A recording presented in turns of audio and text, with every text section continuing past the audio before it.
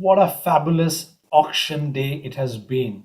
When I look back, IPL from 2008 has come miles and miles apart. It began as DLF IPL, if you remember, and now it's the Tata IPL. It has gone through massive transformation. And during that period, if you look at the 13-year journey, in 2008, the combined purchase price of the eight teams was about 723.59 million. And very recently, in this particular year, when IPL had the two new franchises, those two franchises alone came at a combined price of about 1.7 billion. Now you can imagine the massive transformation in terms of value that it commands today.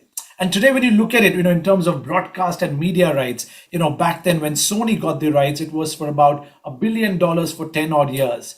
And then Star managed to bag it for about 2.6 billion for a 5-year period. And in the next cycle, it might very well go for about 5 billion for another 5-year cycle. So if you can already imagine the impact the IPL has had over the last 13 years on the Indian economy, on the players and franchises. And talking about some of the, players and their bids today. I mean, there's so much to talk about, but the one story that's, been very close to my heart is around the three bowlers, the three Indian bowlers.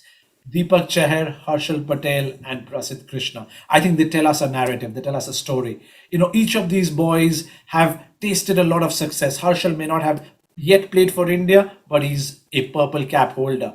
Deepak Chahar, a all-rounder. He's kind of proven that across the recent tournaments. He's a bowler who can bat, and he's been a match winner. Prasidh Krishna has seen some amazing progress just in the very recent series against the West Indies. Now, what you notice here is Prasidh Krishna, from his base price from 1 crore, went finally for 10 crores. Harshal Patel, who earlier had gone for 20 lakhs, has gone up to 10.75 crores. And Deepak Chahar, from his 80 lakhs just about 3-4 years ago, has now bagged and commanded 14 plus crores. This is a massive story for Indian youth. This is a story about how IPL is changing the commercial nature. It's changing the landscape for youth and sport. Hopefully, this will transcend into women's sports very soon as well. But to me, I wanted to highlight that as the brands have also shifted from commercial real estate to CPG brands like Pepsi sponsoring IPL to the unicorns. Today, India has nearly 90 plus unicorns. They have come all guns blazing to support the IPL. So IPL kind of reflects the change in the Indian economy and the Indian story. And part of that change in narrative is also how youth has kind of got an opportunity to showcase its talents. We've seen what it also did to players and bowlers like T. Natarajan, who kind of sprung from one match to the international folklore. Likewise, these three stories today of Harshal Patel, Deepak Chahar, and Prasidh Krishna, I wish them all the best, both in terms of commercial success. I think they've already, they must be in cloud nine celebrating today. But I genuinely hope that, they will go on to play for Team India across different formats and perform well, so that not only do they kind of do well in terms of their commercial success, but hopefully this also translates to performance, success on the cricketing field as well.